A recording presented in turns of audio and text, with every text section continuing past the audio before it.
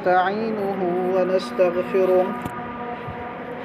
ونؤمن به ونتوكل عليه ونعوذ بالله من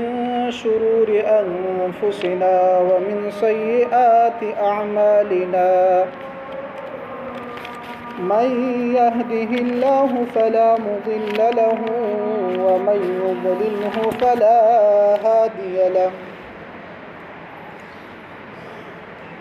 ونشهد أن لا إله إلا الله وحده لا شريك له ونشهد أن سيدنا ومولانا محمدا عبده ورسوله أرسله بالحق بشيرا ونذيرا وداعيا إلى الله بإذنه وسراجا منيرا أما بعد فأعوذ بالله من الشيطان الرجيم بسم الله الرحمن الرحيم قال الله تبارك وتعالى في كتابه المجيد وفرقانه الحميد فقلت استغفروا ربكم إنه كان غفارا يرسل السماء عليكم مدرارا ويمددكم بأموال وبنين ويجعل لكم جنات ويجعل لكم أنهارا صدق الله العظيم وقال النبي صلى الله عليه وسلم من تاب قبل أن تطلع الشمس من مغربها تاب الله عليه أو كما قال صلى الله عليه وسلم صدق الله العظيم وصدق رسوله النبي الكريم ونحن على ذلك لمن الشاهدين والشاكرين والحمد لله رب العالمين. درود شريف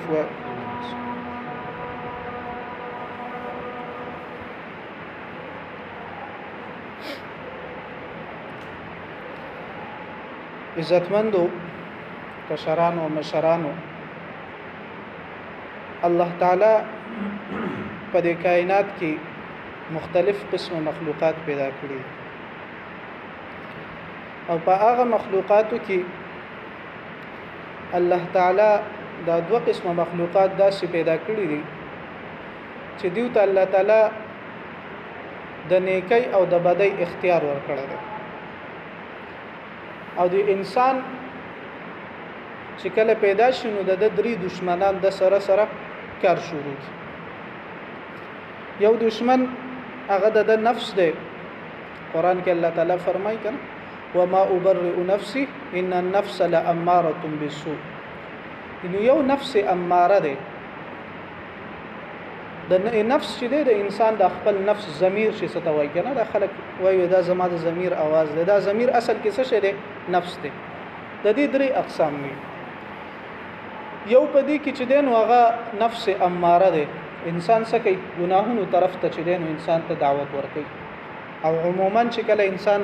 تقوا نه اختیاري د قرنګي د بندګۍ چې هغه کم اصول دی هغه نه فالو کوي نو بیا په دې انسان باندې د نفس اماره چې دین دا غالب شي او دا نفس اماره د په مختلف شکلونو کې بیا د انسان ته عارض کی. کله نه کله خدا صریح انسان پس کې راولي په ګناهونو باندې اخته کی. کله کله د نفس اماره داسې چلو کی چې د انسان د نیکو کې بیا خپل تخصیص کوي ښه چې کومه خوخه نو پاغي باندې عمل کوي او چې کومه خوخه نه نو هغه بیا سکی پوری دي. بعضی خلک بعضی عملونه ته وایي ودا سری ودا ضروری نه دي. نیک اعمال چې دي نو دا ټول ضروری دي ښه. نو د بعضی خلکو باندې د نفس اماره دومره غالب شي چې ګیره مې نه کنه ایا دا نور څه دسي داغه فیشن خرابيږي په بعضی اعمالو باندې تو ورته لکه دا کار مکو یاره جو بس دا دومره اهمه مسله نه ده. نو دا ولې اهمه مسله نه ده؟ یو نیک کار به یو هغه بل اهم نه، یو نیکی به دا بل اهم نه. نو دا نفس اماره چې نو دا دوه قسم انسان دوکه کوي. یو خډارک انسان فحشه او ګناهونو طرف تراولي، یو چې دینو په انسان باندې بعضی عملونه ورته خکی او بعضی عملونه چې دین ورته دا ورته کمزوري. یره د دې عمل نه دا عمل خدای نو موږ اوس دا عمل کو. دیم نمبر د هغه نفس لوامه ده چې دا انسان کله ګناه وکړي نو د باندې عارضی د چې کله ګناه کوي د خو په دغه ټیم کې په جهالت کې علما فرمای کل عاص جاهل، هر یو ګناه کوونکی چې دنو دا سره دا جاهل دی، دغه ټیم کې د په جوش کې د په ځان نه پوي، خو چې څنګه ګناه وکړي د دې ګناه نه بعد د ازړه چې پېخمانه کنه چې لک صبر مې کړو دا ګناه مې نه وکړي، نو دا کم نفس دی، دا نفس لوامه دی چې انسان ګناه وکړي او پاغي باندې دا انسان واپس خپل د ضمیر چې بیرته ملامت کوي، نو دې ته څه ویل کېږي؟ نفس لوامه. یو د نفس مطمئنه هغه ډیر د نیکانو خلقو ته نصیب کیږي او دا هغه خلق دي چې دا څه کوي، دا صرف او صرف نیک اعمال کوي او د نیک اعمالو باندې دوی خوشحاليږي او په بد اعمال چې بل سړی هم کوي دوی په خپکی، نو دا نفس مطمئنه دی. نو د انسان سره څو دشمنان دي ابتدا کې چې د انسان کله راشي، انسان سره اولنې دشمن د څه دی؟ د نفس دی، د خواهش دی، د ضمیر دی. دیم نمبر د دشمن چې دی نو دا شیطان دی، جنی شیطان، کم چې د الله تعالی سره الله تعالی ته دمکی ورکړي وکنه، کله چې الله تعالی هغه د جنت نه راويستو نو زبستار ټول بندگان هغه وخت پورې گمراه کوم اسو پورې چې پدې کې روح، نو الله تعالی غلم اختیار ورکوي عزت هم خپل کوشش کوه، نو هغه انسان دا شیطان چې دی نو دام د انسان دشمن دی. دریم نمبر د معاشره، دا کم معاشره کې چې انسان اوسېږي پدې کې چې د کم بد خلق دی دا هم د انسان چې دی نو دا سره دشمنان دي. په قران کې دي تم شیطان ویلې شوی دی چې دا کم سړی بدو کارون طرف ته خلق راغواړي کنه او د نور خلقو ته د بدو کارون دعوت ورکوي په زیاده صحیح خبرو باندې، نو دې تم په قران کې شیطان ویلې شوی دی. نو دا انسي شیطان چې دی نو دا د انسان دریم دشمن دی. نو د دې دریو دشمنان چې کله خامخا یو دشمن نه بچ کېږي نو بل دشمن په سړی غالب کېږي، یو بل نه بچ کېږي بل، نو دا انسان چې دی او دا پیریان و غیره دا دو مخلوقات الله تعالی داسې پیدا کړي دي چې دوی ته د نیکی او د بدی اختیار ورکړي، او بل بیا د دوی اکثریت چې دی نو دا په بد باندې روان دي. نو د دې د وجنه چې یو انسان دی او هغه نه ګناه وشي نو دی بسقي، نو د دې لپاره الله تعالی د استغفار لار را لګلې ده چې یو انسان دی هغه نه ګناه وشي نو دی به اول ټولو نسی چل کوي، دی به خپل ګناهونو باندې چې دی نو توبه وباسي. د دې توبې لپاره علما کرامو چې دی نو شرایط لیکلي دي چې دا توبه به کله قبليږي، دا انسان به توبه په کم نیت سره کوي. نو د دې توبه د ګناه چې دی نو د دې تعلق د دوه سيزونو سره دی، یو د حقوق الله سره دی، یو د حقوق العباد سره دی. یو د الله تعالی ذات سره ډایرک لکه انسان دی او ګناه وکي نو هغه د چا نه فرمانی وکړه؟ د الله تعالی نه فرمانی وکړه. دریم دی د انسان سره متعلق ګناهونه چې څوک دی وه چا سره دی زیاته او جیدات دي ونیو د خپل منځ کې دی وجنګول، غیبت دی ورنه وکړه، حسد دی ور سره وکړه، د قرنګي دا چې څومره اخلاقی او معاشرتي بیماریان دي دا د ټولي وکړي، نو دا چا سره متعلق دي؟ دا د بندګانو سره متعلق. نو چې کله انسان د الله تعالی مجرم یعنی دنه حقوق الله کې کمی شوی نو د دې توبې د لپاره علما کرامو بیا درې شرایط لیکلي دي چې د ټولو نه اول به د انسان د ګناه پریدي، د توبې لپاره بسې اول د ټولو نه به انسان د ګناه پریدي. دویم نمبر به د انسان ايندم علیها په خپل په دې ګناه باندې بسې خپه وي، چې څوک په ګناه باندې خپه نه کنه او په ګناه باندې خوشاله نو هغه خلکو د لپاره چې دینو بیا توبه قبلي دینه، لکه دا بعضی خلک کنه نسوار کوي، نو چې دا ورته ویل لکه تاسو دا نسوار ولي کوي به مړه دا خو حرام نه دي. بعضی خلک فضایل هم بیرته بیانول شروع کوي دا سړي دا مکروه دي. بعضی خلک خو یمني چې یاره زه ګناه ده خو بیا یم کوم، بعضی خلک سره ګناه نه ګڼي، نو دا هغه ګناهونه دي چې سړي انسان په دې باندې خپل ګناه کوي خو په دې ګناه باندې خپه نه دی. نو عام طور باندې انسان نه چې کوم ګناه وشي نو دې باندې بیا صحیح خپه باندې ملامت باندې پیچي دا ګناه ما نشوي د غلطه غلطي می کړی دا. دریم نمبر ايعزم عليها الا يعود اليها، دا بل کلک اراده به کوي چې زبر دې ګناه ته دوباره دا ګناه بنه کومه، په دې نیت به ګناه نه کوي چې زه ګناه به وکم بیا به توبه وباسم، یا دا چې دین اوس به پرېدم او بیا خیر دې ګناه مې وکړم. نو درې د حقوق الله سره متعلق د انسان نه ګناه وشي دا غیر لپاره علماء کرامو درې شرایط لیکلي د ټولو ناول سره ګناه به پریدي، دویم نمبر خپه به پی او دریم نمبر به دا وعده د ځان سره کوي او دا کله کې اراده به د ځان سره کوي چې دا ګناه به زه ژوندۍ کې بیا دوباره نه کوم. او چې کله د حقوق العباد سره متعلق دا ګناه نو د قدرې شرایط خو پکې دي چې دا کم د حقوق الله سره توبې سره متعلق دي. خو څلورم شرط دا دی چې د هغه کس چې چا حق د ضایع کړی دی یا په ظلم کړی دی یا ور سره بل څه زیاتې کړی دی هغه باندې به دغه انسان نه به معافي غواړي.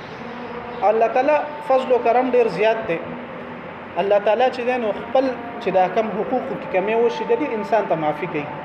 خو چې کله انسان نه په حقوق العباد کې کمی وشي نو دا انسان به الله تعالی نه معاف کوي. الله تعالی انصاف والا ذات او د دې بیا په آخرت کې چې دین هغه سره به حساب کتاب کیږي. د دې شهید ډیره لوی مرتبه ده. دا چې کم کس لاړ شي او دا د الله تعالی په لار کې او په جهاد کې شهید شي حدیث شریف کې راځي چې کله د څنګه په تور یا په ګولۍ وغیرہ ولګي او د داینه د ځمکې تلانی رسیدلی چې د څه شوی مغفرت شوی چې کله د په اخلاص باندې جهاد فی سبیل الله لته.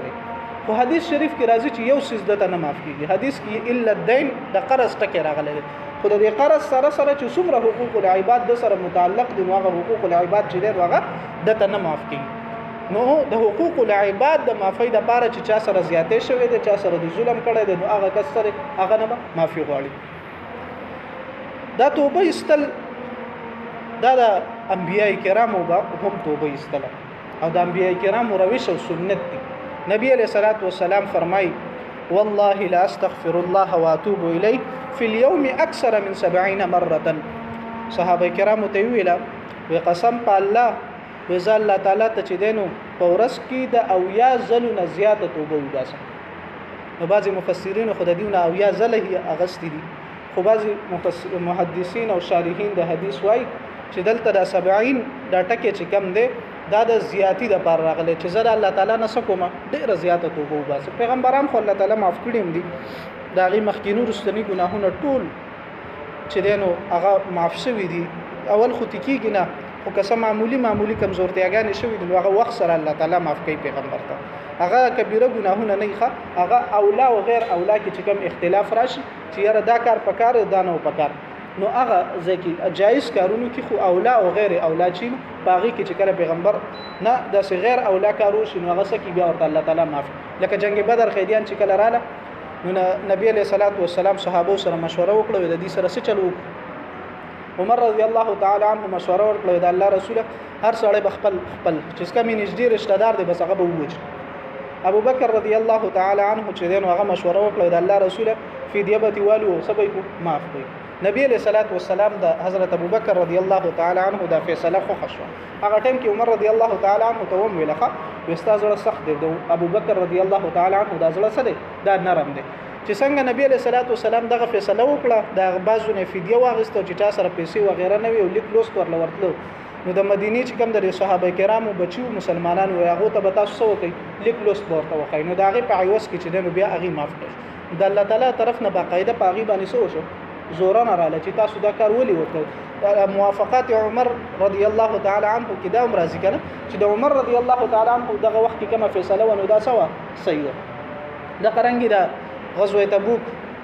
موږ په درسونو کې ویل دي منافقینو چې دینو نبی علیہ الصلوۃ والسلام نه معذرت وکړ چې یاره چې موږ د جهاد لنه شوتلې نو هغه ټیم کې نبی علیہ السلام د منافقینو معذرت قبول کړ. الله تعالی ورته سویل عفا الله عنك لما اذنت لهم. الله تعالی ته معاف کړی خو ته دی اجازه ته ولي ورکړه دا اولا غیر اولا کې چې دینو د نبی سره چې دینو دا دغه نو نبی علیہ الصلوۃ والسلام فرمایي چې زه په ورځ کې چې دینو دا ویا زلونه زیات او په بل حدیث کې راځي چې زه سلسله چې دینو استغفار کوم. نو نبی امت بسکه امت خو بخامخه چې دینو دا کارونه وکړي. ها اوس د انسان د توبه چې دنو دا سټه ما پوری قبليږي. د توبې د انسان لپاره دوه وختونه دي. یو عام وخت دی چې عام وخت کې به د توبه کم ټیم پوری قبليږي. یو د انسان خاص وخت دی د ژوند دی. نو چې یو انسان دی او هغه ژوند دی او د مرګ پوری چې دنو د سره سره چانس دی چې کله د ځنکدن شروع شي کنه او د غرغره په د باندې راشي د دغه وخت پوری چې دنو د انسان توبه قبليږي. کله چې د ځنکدن شروع شي او د انسان ته بیا خپل عملونه هغه ټول هرڅه ټول ژوندۍ هغه ورته مخامخ شي دا غینه بعد شي بیا توبه نه قبليږي. نبی علیہ الصلوۃ والسلام په حدیث کې فرمای ان الله عز وجل يقبل توبه العبد ما لم يغرغر. الله تعالی د خپل بنده توبه هغه وخت پورې قبلې چې سو پورې د باندې د ځنکدن د جټکی د نه شروع شوی. یو عام وخت دی د ټولو انسانانو لپاره هغه خاص دی کم خلک چې هغه زمانه ته ورس. نو نبی علیہ الصلوۃ والسلام فرمای من تاب قبل ان تطلع الشمس من مغربها تاب الله عليه. نبی علیہ الصلوۃ والسلام فرمایي چې د مغرب نه چې د نور را ختلو نه مخکې توبه وستنو الله تعالی بس کې داغه توبه به قبولې. د دې قیامت ته نږدې په آخري زمانه کې به لسم محرم د جمعې ورځ وي او د قیامت د ټولو نه غټه علامه چې کومه ده هغه دا ده چې د نور چې دینو دا به د مشرق په ځای باندې د مغرب نه چې دین راو بخیږي د قبله طرف نه راوخیږي او کله چې د قبله نه راوخته بس داغه نه بعد به بیا د چا توبه چې دینو دا به نه قبليږي داغه نه بعد مخکې به کتل کېږي کوم انسانانو ځان د لپاره توبه وستله د قرنګ کوم خلکو منځونه کول کوم خلکو صدقات او زکات و غیره خیراتونه ورکول نو چې مخکې کوم اعمال کول او د دې نور دراختو د مغرب نه بعد وهم اقع اعمال کول نو هغه ته به د اجر بیا ملاويږي خو چې کوم خلکو مخکې نه کول او پته ورته ولګي چې دا خو د قیامت غټه نه خده او د دینه بعد چې دین اوس قیامت راتلو ولده او بیا د یری نه د اعمال شروع کړي دا خلکو بیا به اعمال چې دین دا به نه قبليږي نو عام وخت چې دین هغه دغه چې کله نور چې د مغرب نه راوخیږي او د قیامت د ټولو نغټه نه خدغه چې کله پوره شي دغه نه بعد به الله تعالی نوې توبه د چا نه قبلې دغه نه مخکې چا توبه استله او نیک اعمال کول هغه به د لپاره چې دین دا به قبلې. حدیث شریف کې راځي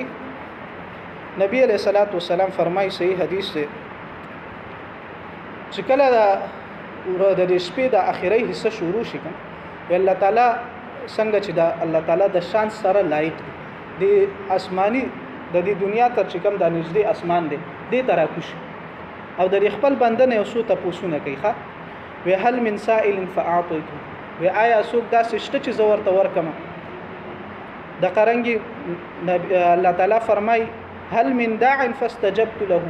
څوک دا سشته چې مانه دعا وغواړي او زه داغه دعا قبول کړم د قرنګي هل من مستغفر فاغفر له او څوک چې مانه بخنه وغواړي چې زور ته سو کما بخنه وکړم. نو دا په دغه وخت کې علما کرام او شارحین احادیث لیکلي دي چې الله تعالی د انسان د دعا چې د نو د ټولو نه د قبولیت د دعا ډیر وختونه دي ښه حدیث کې دا مرضی چې د اذان او د اقامت په منځ کې انسان کوم دعا وکړي نو د الله تعالی قبلې د قرنګي د پلار د بچی د پاره د بچی چې کله والدین وفات شي د غیر لپاره دعا قبليږي د قرنګي رمضان المبارک کې د پښمنی ټیم د قرنګي د ماخامي چې د کم افطاری ده په دغه ټیم کې دعاګانې قبليږي خو خصوصي تور باندې انسان دا دعا چې دنو دا په کم ټیم کې قبليږي د الله تعالی د انسان الله تعالی ته په کم وخت ډیر زیات نږدې دا د تهجد ټیم دی او دا هغه د شپې اخیری حصہ هم د تهجد کسو کین الله تعالی دی ورته نور هم توفیق ورکړي او کسو کې نه کین الله تعالی دې موږ تاسو ټول ته د تهجد کولو توفیق را نصیب په دغه ټیم کې الله تعالی چې دې دعاګانې قبلې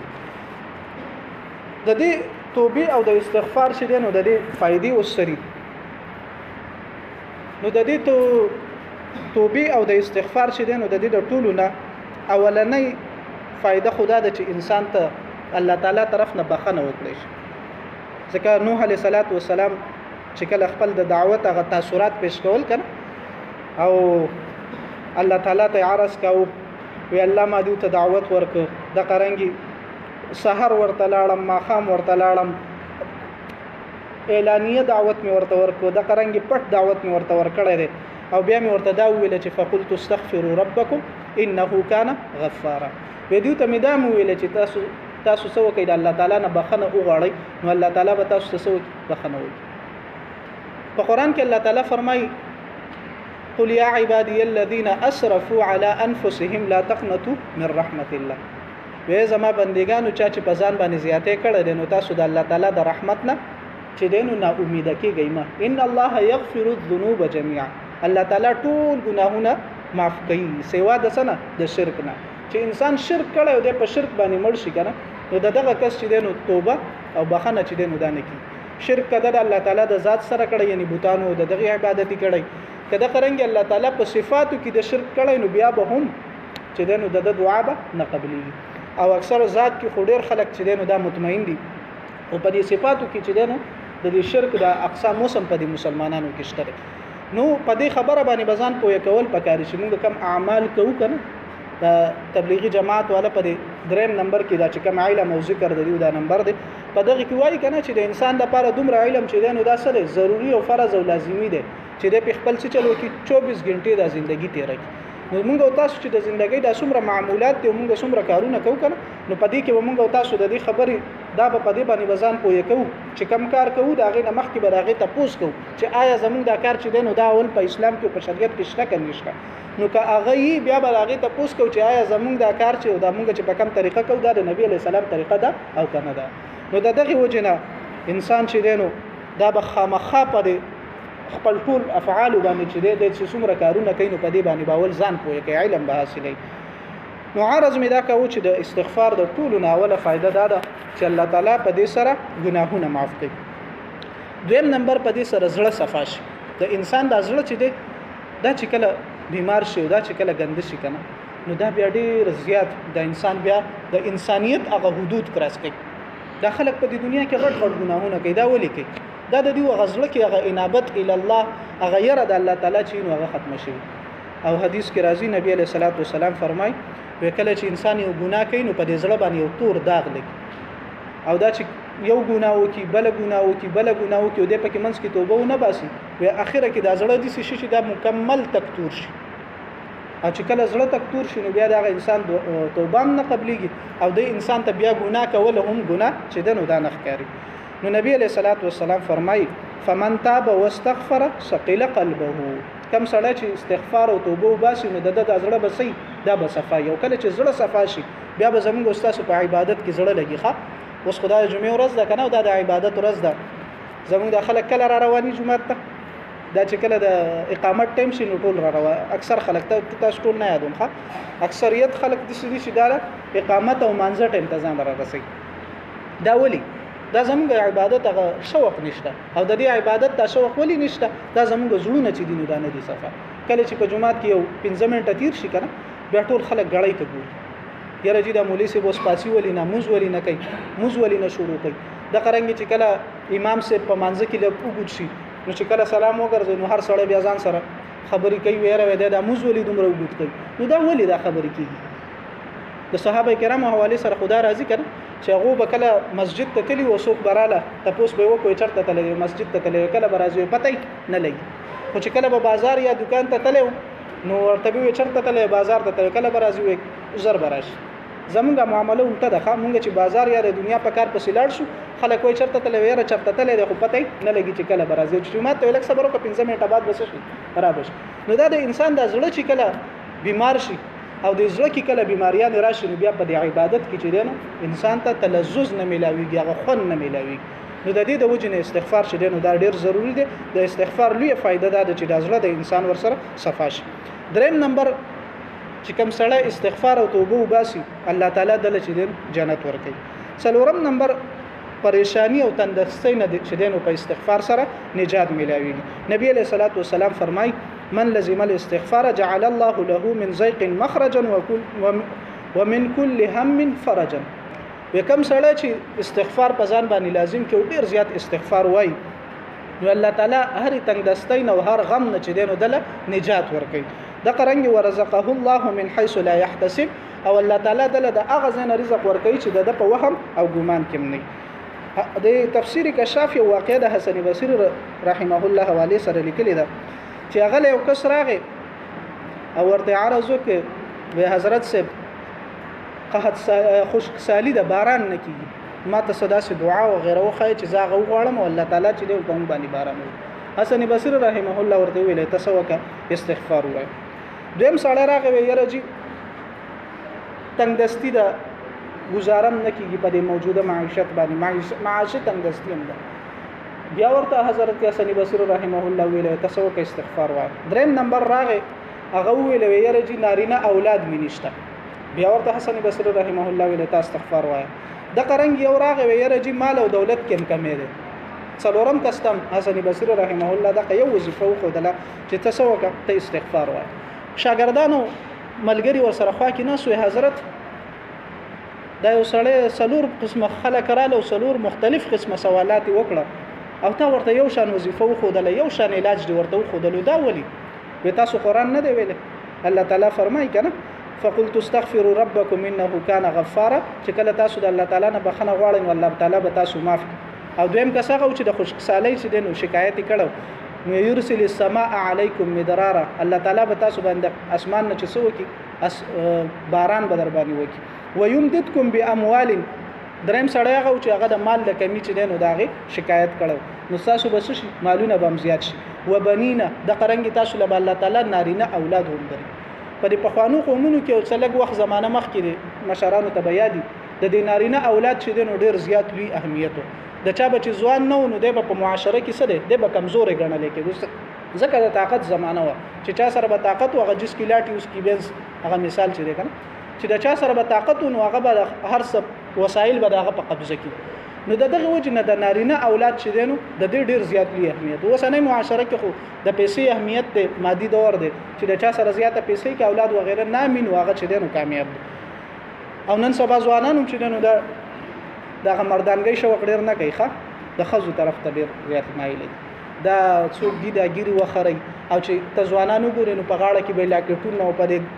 لاسو کې به بنگړي وغیرہ چولي او دا چې څلګه زمانہ مخکې د ترانسجنډر اکټ دا یو بیل پاس شو بیا وروسته واپس وفاقي شریعه عدالت شیل نو ختم کو نو په 2021 کې تقریبا په پاکستان کې 31000 درخواستونه په عدالت کې د دې لپاره جمع شو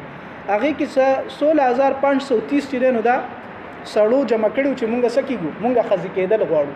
او د خرنګي 15154 چې نو دا خزو ویلې مونږه سړی کېدل غواړو نو دا خزو سړی کېدل خو لکه بیا هم څه جواز لري کنه د میراث ډیر غټ مسائل د دې سره متعلق کیږي لکه خزي ته په میراث کې د سړی نیمه برابر رسېږي چې هغه کله عدالت نظام سړی دغه کو هغه ته بس کې په میراث کې بیا هغه ته پوره حصہ ملاويږي دا غرنګ د سړو ډیر حقوق دي خو د سړو چې د 16000 چې د خزو کېدل چې نو دا څه وکړه اگر چې په دغه وخت کې په 2021 کې په پاکستان کې د ترانسجنډر او مخنث د خنثی مشکل چورته دا تقریبا 191 کسانو په 22 کروڑ خلکو کې 191 کسان د دې لپاره حکومت بل څه بندوبست کول شي خدای یو مغربي سازش نن سبا چې دین ولکان خو دغه طرف ته چې دین مایل خو په خوا زمانه کې چې دین د ځوان ډیر لوی قدر نو حسن بصری رحمه الله غکسته ویل ته استغفار وایا د استغفار په وجه باندې الله تعالی چې دینو رزق هم زیاتې د قرنګ چې دینو دا په نارینه اولاد کې چې دینو هم برکت اچي د قرنګي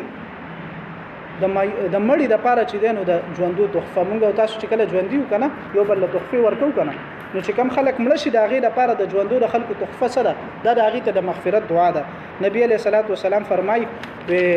یو انسان به یا الله تعالی په جنت کې د هغه درجه چې نن دا ډېر زیات اوچتي کی هغه سړی د خپل عمل معلومي ابو الله تعالی د پسو وجبانی نو الله تعالی ورته فرمایي چې دا ستاسو نیک بچي او هغه ته څه کړي دعا کړي د هغه په وجبانی ستاسو درجه چې دینو دا بلند شي د قرنګي ان هديه الاحياء الى الاموات الاستغفار لهم نبی علیہ الصلوۃ والسلام فرمایي د دې ژوندو خلکو د دې مړو د لپاره هدیه چې دنو دا د هغه د لپاره د بخښنې دعا ده نو کلم چې تاسو په قبرونو باندې تیریږئ کنه اسی مت تیریږئ لګه لګه دعا خلکو ته کوي هغه نه مغواړي ښه بعض خلک زی هغه نه غواړي نو دا غینه غوښتل نشته هغه ته دعا کول د قرنګ د شیطان چې دینو چې کله الله تعالی ذلیل کو او د جنت نه راويستو نو د الله تعالی سره یو وعده کړی و وې زبستاره بندگان چې دینو دا به هغه پوری گمراه کوم چې څو پوری پدې کې روح الله تعالی ورته فرمایلی چې کومه پوری دی مانه توبه وباسي کنه استغفار راته کوي زبم دوی ته بیا بخنه کوم نو دا د شیطان یو ډیر لوی شکست هم دی د قرنګي د استغفار چې دی دا زموږ استاد د ټولو د پاره چې دی دا ډیر زیات ضروری دی خو زموږ استاد د تقریر خلاصه ده چې موږ تاسو ټول سي ګناهګار یو الله تعالی موږ تاسو له نیک او د بد اختیار راکړی د غرنګ موږ کې د ګناه طاقت هم خو دې شوی نو دغه وجه نه موږ توبه وباسو او د دې توبې لپاره څلور شرایط دي یو د درې د حقوق الله سره متعلق دي یو د حقوق العباد سره د حقوق الله غدغه دي چې انسان به د ګناه به پریدي د قرنګي په دې ګناه باندې بخفي او دا اراده به کوي چې زه به دا ګناه بیرته نه کوم او چې کم د حقوق العباد سره متعلق نو د غدري شرایط سره څلورم شرط بدای چې دا هغه انسان نه چې دین هم الله تعالی چې دین د انسان به معافي دا هغه انسان نام غواړي بیا به الله تعالی نه دعا کوي چې الله ما معاف کړه نو د قرنګي د انسان زموږ استاد ټول د لپاره چې دین توبه او استغفار چې دا انتهایی ضروری دی الله تعالی دې زموږ استاد ټول ګناهونه معاف کړي واخر دعوانا ان الحمد لله رب العالمين